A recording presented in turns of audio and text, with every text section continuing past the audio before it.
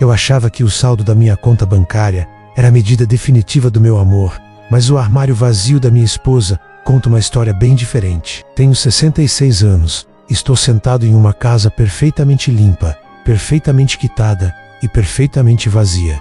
Não houve pratos quebrados na parede, nenhum advogado ligando no meio da noite, nenhum segredo escandaloso descoberto em um celular escondido. Houve apenas um clique, o som do trinco da porta da frente encontrando seu lugar no batente. Um som que eu já tinha ouvido 10.000 vezes antes, mas, desta vez, o silêncio que se seguiu não foi quebrado. Ele se instalou nas tábuas do piso e nas cortinas, e está aqui há 4 anos. Meu nome é Paulo. Durante 40 anos, acreditei que era um marido de elite, porque nunca atrasei uma prestação da hipoteca e nunca olhei para outra mulher. Eu dei estabilidade, eu dei um futuro. Mas sentado aqui hoje, percebo que, enquanto estava ocupado provendo para uma vida, esqueci de realmente viver lá, com a pessoa que estava bem ao meu lado. Turiza não me deixou pelo que eu fiz. Ela me deixou por tudo o que parei de fazer. Ela saiu porque se tornou um fantasma em seu próprio corredor. E fui eu quem parou de enxergá-la. Nós nos conhecemos quando o mundo parecia ter mais cor. Eu tinha 28 anos. Um jovem ambicioso com uma maleta e uma ideia rígida do que significava ser homem. Ela tinha 25, trabalhava em uma pequena padaria que cheirava fermento e açúcar. Lembro-me de como a farinha às vezes polvilhava seus antebraços. Ela tinha um jeito de olhar para você que fazia você se sentir a única pessoa na sala. Depois de 3 dias, ela já sabia que eu tomava meu café puro, com um lado de silêncio. Depois de uma semana, ela perguntava se o projeto em que eu estava trabalhando estava ficando mais fácil. Ela usou não apenas as palavras, mas a tensão nos meus ombros. Quando nos casamos, prometi a ela o mundo. Disse que ela nunca teria que se preocupar com dinheiro. Disse que teríamos uma casa grande e que nossos filhos teriam tudo o que eu não tive. Cumpri essas promessas. Trabalhava 12 horas por dia.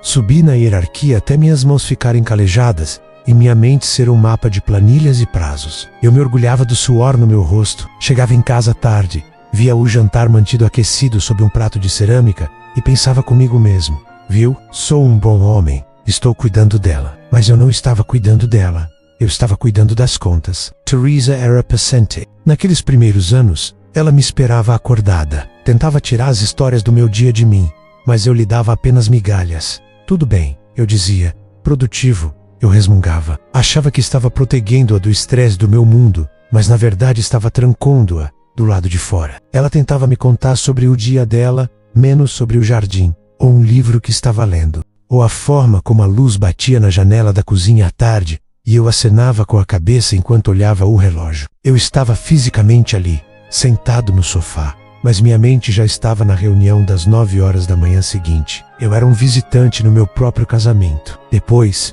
vieram André e Sofia. Se eu era um visitante antes, tornei-me um fantasma então.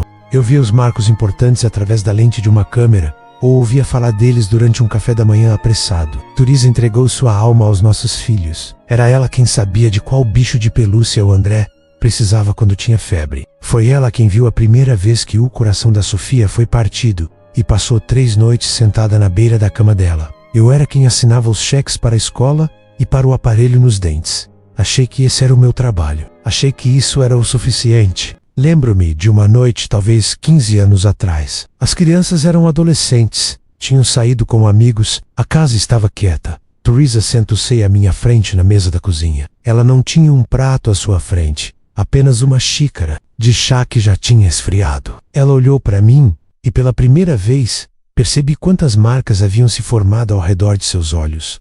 Marcas que eu não vi crescerem. Paulo, disse ela, com a voz quase um sussurro, você ainda me vê? Levante os olhos do jornal, irritado com a interrupção. Que tipo de pergunta é essa? É claro que vejo você. Você está sentada bem aí. Não, disse ela, e sua voz não tremeu. Estava apenas sem vida.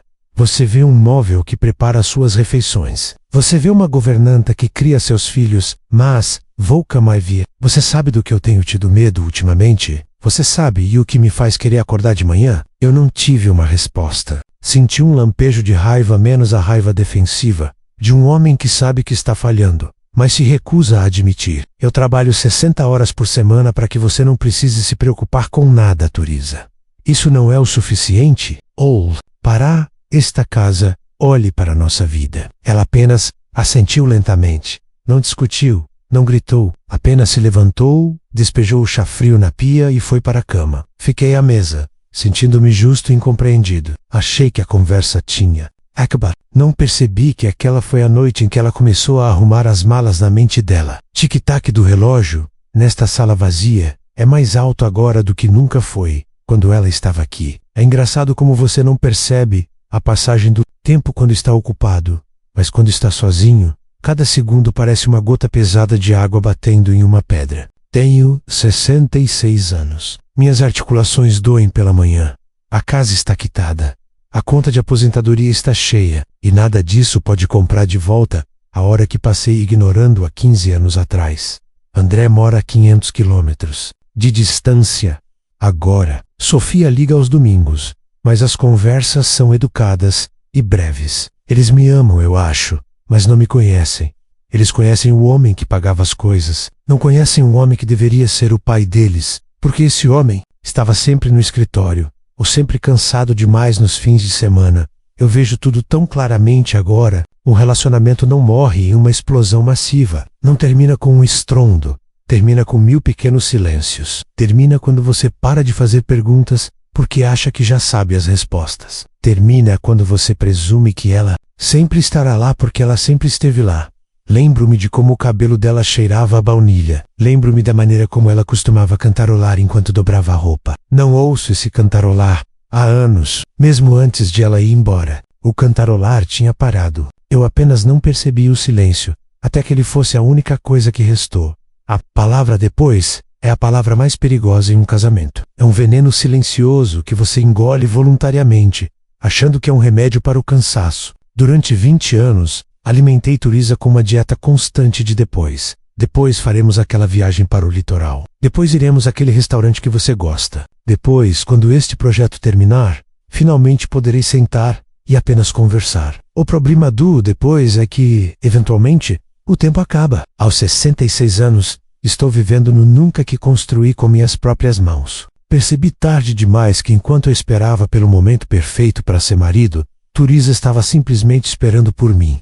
O primeiro relógio tic-taqueando não estava na parede, estava na forma como a casa mudou. Começou com as portas. Nos primeiros anos, as portas da nossa casa estavam sempre abertas. Havia um fluxo de som menos música vinda da cozinha. As crianças gritando "TV é ofando". Mas, à medida que minha ausência emocional crescia, as portas começaram a se fechar.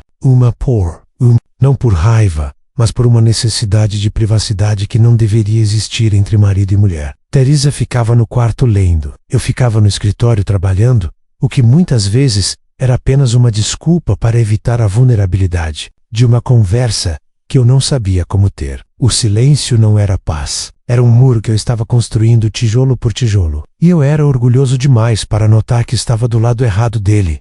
Meu filho, André, nos visitou há cerca de 5 anos, pouco antes de tudo desmoronar. Ele tinha 32 anos na época, um homem com sua própria vida, suas próprias pressões. Estávamos sentados na varanda, enquanto Turiza estava lá dentro preparando uma salada. Eu estava reclamando de um problema de imposto predial. Algo prático, algo importante. André não olhou para mim. Ele observava a mãe através da porta de tela. Ela se movia lentamente, com uma espécie de graça pesada, colocando os pratos com uma precisão que parecia um ritual de resistência. "Pai", disse ele, interrompendo minha fala sobre impostos. "Quando foi a última vez que você levou a mãe para sair? Só vocês dois? Sem resolver pendências, sem compras de supermercado?" Senti aquela pontada familiar de defensiva. "Eu a levei naquele casamento no mês passado." "Não levei?" "E fomos ao jantar do seu primo." André finalmente olhou para mim, e seus olhos estavam cheios de uma piedade que doía mais do que qualquer insulto. "Aquilo foram obrigações, pai. Aquilo não foi por ela, olhe para ela. Ela tá gritando por ajuda há uma década." E não. Emitiu um único som. "Como você não consegue ver que ela está desaparecendo?" Eu ri, desdenhando. Disse a ele que ele estava sendo dramático, que a mãe dele estava bem, que éramos estáveis. Essa era a minha palavra favorita.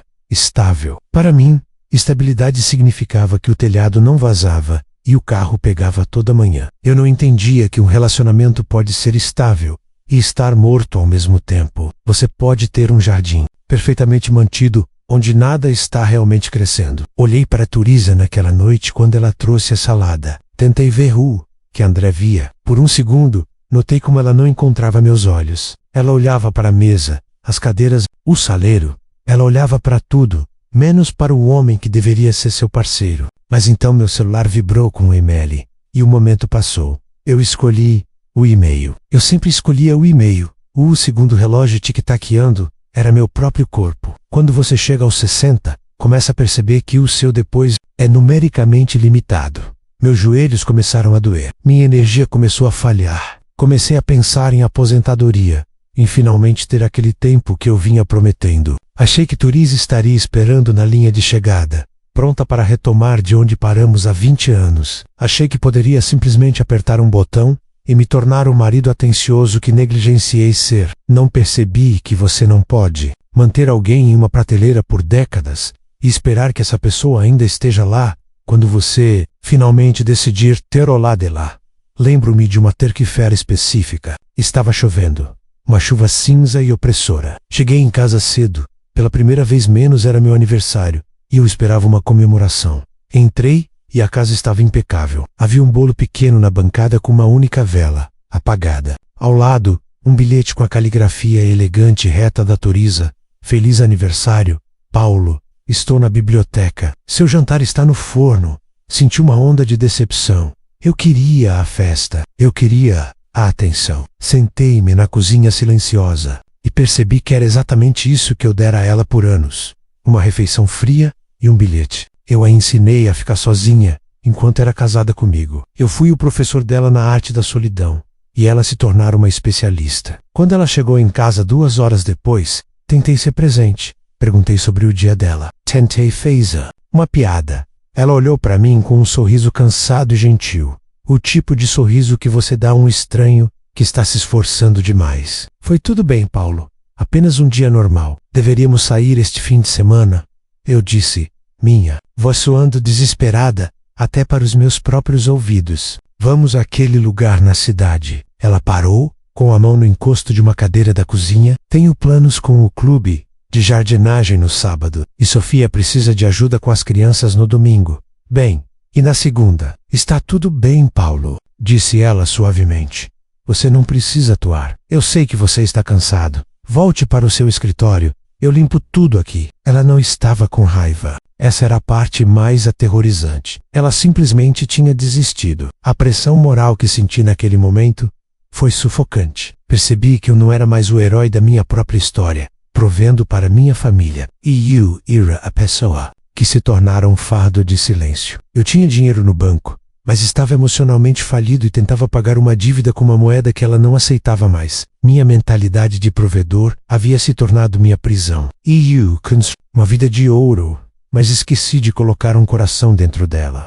A aposentadoria deveria ser o prêmio. Durante 40 anos, corri uma corrida sem linha de chegada, dizendo a mim mesmo que, assim que parasse, a recompensa estaria esperando na poltrona ao lado da minha. Mas quando finalmente entreguei as chaves e fechei a porta do meu escritório pela última vez, aos 62 anos, percebi que não estava correndo em direção a uma recompensa. Eu estava fugindo de um acerto de contas. O primeiro mês de aposentadoria foi o silêncio mais barulhento que já experimentei. Sem o zumbido da impressora, o toque do telefone e a demanda constante pela minha experiência, fui forçado a ouvir o som dos meus próprios passos, em uma casa que parecia grande demais para as 2 pessoas que viviam nela.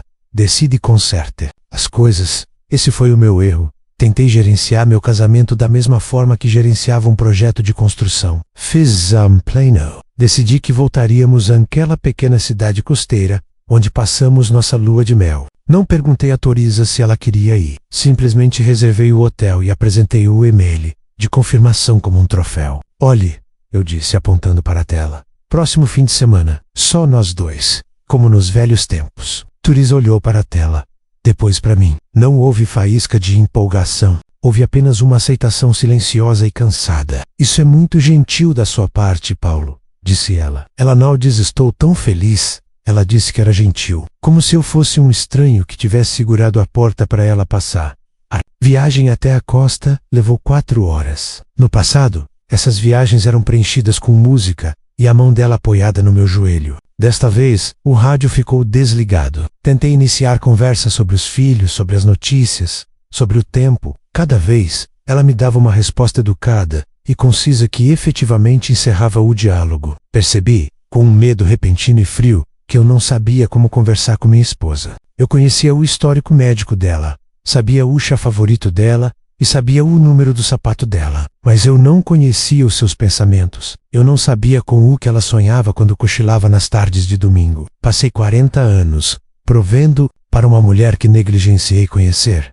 Ficamos em um quarto lindo de frente para o mar. Naquela noite, fomos a um jantar à luz de velas. Olhei para ela do outro lado da mesa, e a falsa esperança me atingiu. A luz a fazia parecer mais jovem, mais suave. Por um momento, senti uma onda de afeto tão forte que apertou minha garganta. Estiquei a mão sobre a mesa e peguei a dela. Sinto muito por ter demorado tanto, Teresa. Sussurrei. Mas estamos aqui agora. Temos todo o tempo do mundo. Ela não retirou a mão, mas também não apertou a minha. Sua mão parecia um pássaro que tivesse desistido de tentar voar. Tempo não é uma conta bancária, Paulo, disse ela suavemente. Você não pode simplesmente depositar um monte dele no final e esperar que cubra décadas de dívida.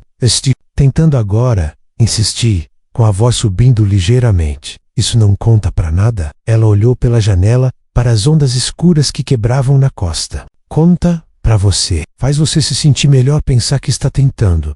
Mas para mim, é como alguém trazendo um copo de água para um jardim que morreu há 3 verões. O gesto é bonito, mas as raízes já se foram. O resto da viagem foi uma atuação. Caminhamos na praia, tomamos café da manhã em silêncio, dirigimos de volta para casa. Fiquei esperando por uma reviravolta, por um momento em que ela se inclinaria para mim e diria que tudo estava perdoado. Isso nunca aconteceu. Quando voltamos para casa, ela foi direto para a lavanderia começar uma batida de toalhas. Ela voltou para a rotina. Voltou a ser a governanta que eu a treinei para ser. Uma semana depois, minha filha Sofia veio nos visitar. Ela me encontrou sentado no escuro no meu escritório, olhando para uma tela de computador em branco. Ela sentou na beira da minha mesa, como costumava fazer quando era pequena. Pai, disse ela, com a voz gentil, mas firme, você está tentando demais ser o herói agora. Está agindo como se estivesse salvando o casamento. Mas foi você quem ateou o fogo. Eu dei tudo para vocês. Retruquei, com o velho mecanismo de defesa entrando em ação. Vocês nunca passaram fome, frequentaram as melhores escolas. Não estávamos com fome de pão, pai, disse Sofia, e vi um lampejo de raiva em seus olhos. Estávamos com fome de você. A mãe se sentia sozinha, mesmo quando você estava sentado bem ao lado dela no jantar. Você sabe quantas vezes ela chorou na cozinha, enquanto você estava lá em cima, trabalhando? Você sabe quantas vezes ela nos pediu para ficarmos quietos, para não atrapalhar as ligações importantes do papai? Desviei o olhar. Eu não queria saber, mas o relógio estava tic-taqueando cada vez mais rápido. A distância não era mais apenas uma lacuna, era um desfiladeiro. Vi um homem no supermercado alguns dias depois, um homem da minha idade, talvez um pouco mais jovem. Ele estava ajudando a esposa a escolher laranjas. Eles estavam rindo de algo pequeno, uma piada interna. Eles pareciam leves. Não havia peso entre eles. Senti uma onda de ciúme tão aguda que pareceu uma dor física. Aquele era o Miguel, embora eu ainda não soubesse o nome dele. Ele representava tudo o que eu falhei em cultivar: presença, leveza e a alegria simples da rotina compartilhada. Fui para casa e tentei encontrar Teresa. Ela não estava na cozinha, não estava no jardim. Encontrei-a no quarto de hóspedes, olhando para as prateleiras vazias. Ela ainda não estava arrumando as malas, mas estava medindo o espaço. Estava imaginando uma vida onde não precisasse se encolher para caber nos cantos da minha. Fiquei parado na porta, com o coração martelando contra as costelas, e percebi que a calma que eu valorizei por tanto tempo era, na verdade, o silêncio de uma tumba. Existe um tipo específico de frio que não tem nada a ver com o clima. É o frio que se instala no centro do peito quando você percebe que está sentado a 1 metro de alguém que já viajou 1000 milhas para longe de você. Nos meses que seguiram a nossa viagem ao litoral, a casa não ficou mais barulhenta com discuss. Ela ficou mais suave com o som de coisas sendo finalizadas. Comecei a notar que Teresa não me perguntava mais o que eu queria para o jantar. Ela simplesmente fazia o que gostava. E, se eu me sentasse para comer, ela me observava com uma curiosidade educada e distante, como se eu fosse um vizinho que ela não conhecia muito bem, mas se sentia obrigada a alimentar. Tentei comprar meu caminho de volta para o coração dela. Comprei um colar de ouro para o nosso 42º aniversário, uma peça pesada e cara que custou mais do que o meu primeiro carro.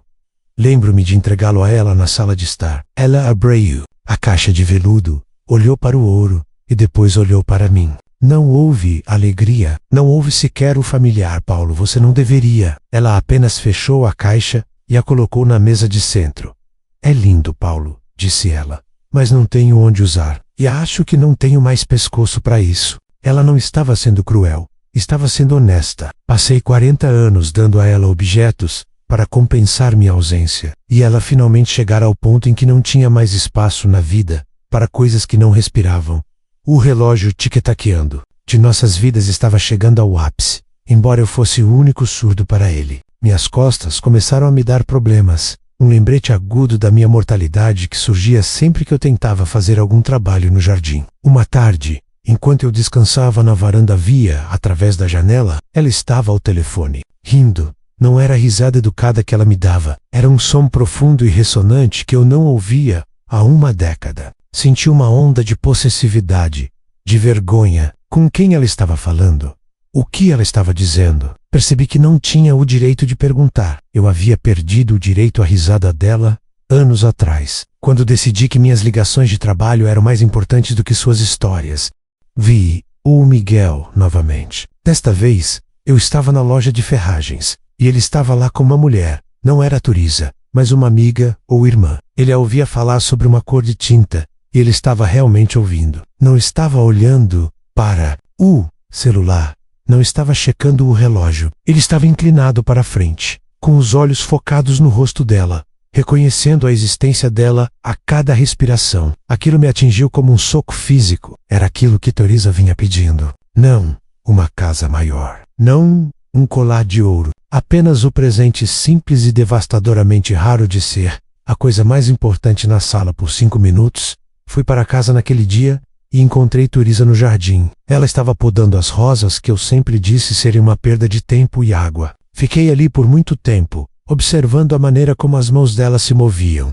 Eram firmes, determinadas. Turiza, eu disse. Ela não olhou para cima. Sim, Paulo, vi um homem hoje. Ele estava apenas ouvindo a esposa, e percebi que eu não fiz isso, não de verdade. Não há muito tempo. Ela parou de podar. Ficou imóvel por uns 10 segundos, de costas para mim. Quando finalmente se virou, seu rosto estava composto, mas seus olhos estavam úmidos. Faz 30 anos, Paulo. Você só percebeu agora? Tô percebendo agora, eu disse, minha voz falhando. É tarde demais. Ela não respondeu. A Pina olhou para as rosas, depois voltou a olhar para mim. Estou cansada, Paulo. Segurei o meu lado da ponte por tanto tempo que meus braços ficaram dormentes. Nem sei mais se quero cruzá-la. Aquela foi a perda irreversível visível. A ponte não estava quebrada, estava apenas vazia. Passei as semanas seguintes tentando ser o homem que eu deveria ter sido em 1995. Fiz o café. Perguntei sobre seus livros. Tentei ser presente, mas parecia um ensaio para uma peça que já havia saído de cartaz. A pressão moral da minha própria culpa era um peso que eu não conseguia levantar. Via olhando fotografias antigas uma noite, fotos nossas de quando tínhamos 28 e 25 anos. Ela não as olhava com nostalgia, olhava com luto, da mesma forma que se olha para uma pessoa que morreu há muito tempo. A noite em que ela foi embora foi tão comum que pareceu uma alucinação. Não houve uma grande conversa, nenhum julgamento final. Tivemos um jantar simples de frango assado. Eu disse que tinha gostado do tempero. Ela agradeceu. Ela lavou a louça e eu a sequei. Um pequeno gesto que achei ser um sinal de progresso. Senti um lampejo de esperança. Talvez pudéssemos conseguir. Talvez pudéssemos ser o casal rindo das laranjas no supermercado. Ela foi para o quarto. Sentei-me na sala, assistindo a um documentário sobre história, pensando em como é fácil ver os erros do passado e como é difícil ver os que você está cometendo no presente. 1 hora se passou, então ela saiu. Estava usando seu casaco bege, aquele que eu comprei para ela 3 invernos atrás e nunca elogiei. Ela segurava uma mala pequena. Meu coração parou. Onde você vai? São 9 horas. Ela olhou para a sala, seu olhar demorando-se nas fotos, nos móveis, na estabilidade da qual eu tanto me orgulhava. Então ela olhou para mim. Não havia raiva, apenas uma exaustão profunda e silenciosa. Eu já fui embora há muito tempo. Paulo, disse ela.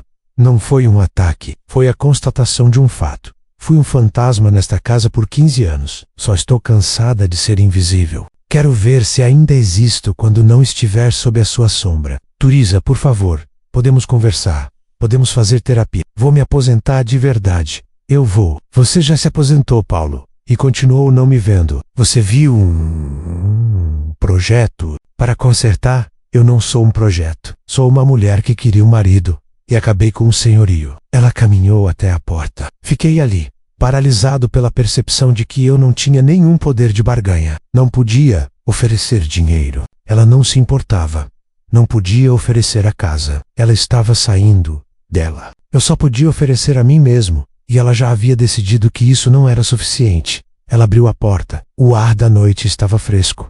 Ela não olhou para trás. Apenas fechou a porta suavemente. E o clique do trinco foi o ponto final de uma frase muito longa e muito silenciosa. A primeira noite foi um exercício de negação. Sentei-me na minha poltrona até o sol nascer, convencido de que amanhã traria o som da chave dela na fechadura. Achei que ela só precisava de um quarto de hotel. Uma noite de protesto para me fazer finalmente entender. Mas amanhã trouxe apenas o zumbido da geladeira e a percepção aterrorizante de que a cafeteira estava vazia. E eu não sabia onde ela guardava os filtros. Eu morava naquela casa há 30 anos e não sabia onde ficavam os filtros de café. Era um detalhe pequeno e patético, mas foi a primeira rachadura na represa. Eu dei a cozinha, as bancadas de granito e os aparelhos de última geração, mas não sabia como funcionar dentro da vida que ela havia construído entre aquelas paredes. Uma semana depois, liguei para o André. Esperava que ele ficasse chocado, que estivesse do meu lado, que me ajudasse a trazer a mãe de volta para casa. Em vez disso, houve uma pausa longa e pesada do outro lado da linha. Pai, disse ele, e sua voz soava mais velha, mais cansada do que eu lembrava. A mãe tentou por anos. Ela não foi embora na terça-feira. Ela está caminhando em direção àquela porta desde que eu estava no ensino médio. Você só nunca levantou a cabeça da sua mesa por tempo suficiente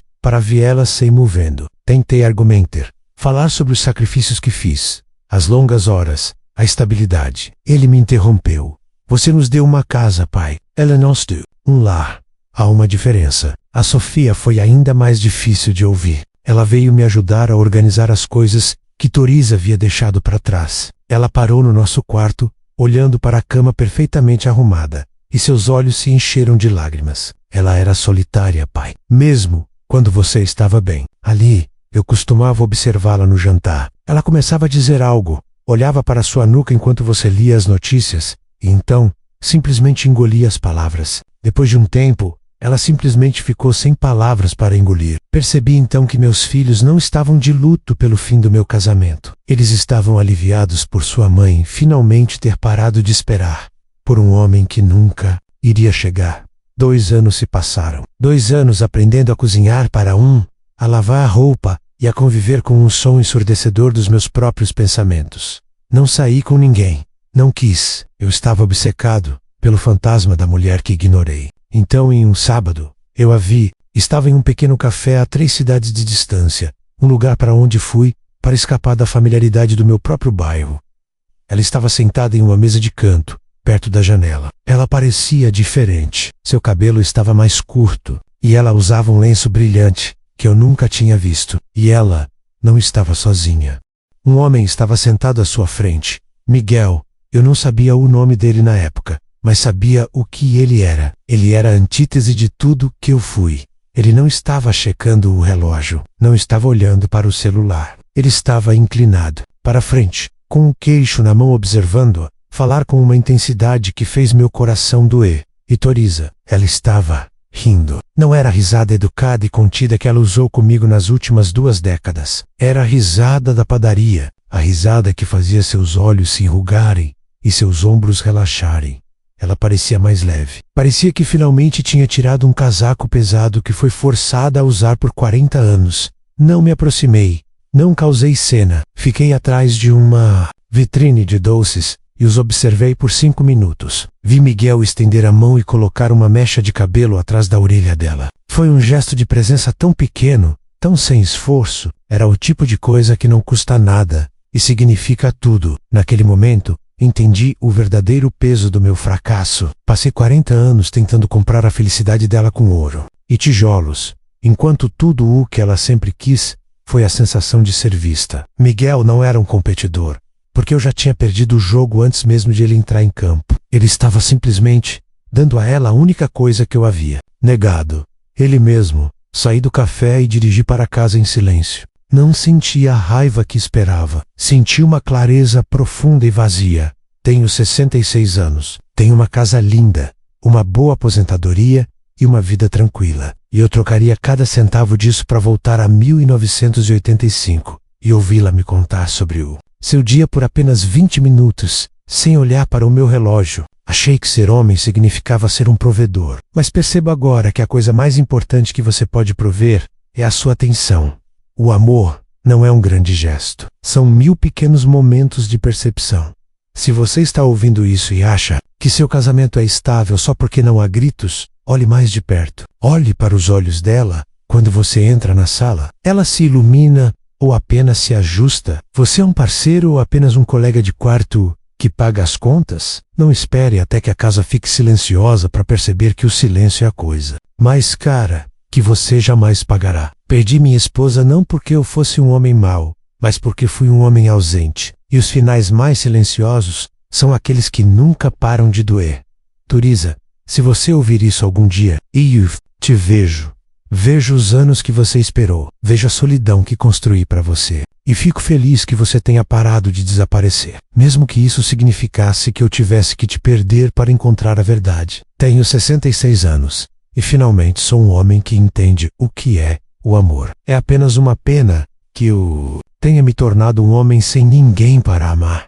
Esta história é um lembrete de que as pessoas que amamos não são peças fixas em nossas vidas. São corações vivos que precisam ser nutridos. Muitas vezes passamos nossos melhores anos construindo um futuro, apenas para perceber que negligenciamos o presente. O arrependimento de Paulo não é sobre um único erro, mas sobre uma vida inteira de pequenas escolhas que priorizaram as coisas em vez da alma. É uma verdade difícil de encarar, mas talvez seja uma que todos precisamos ouvir antes que nossas próprias casas fiquem silenciosas. Se você estivesse no lugar de Paulo, sabendo o que sabe agora sobre o custo do silêncio, você teria escolhido de forma diferente? Ou você acha que a pressão para prover torna esse resultado quase inevitável para muitos homens de sua geração?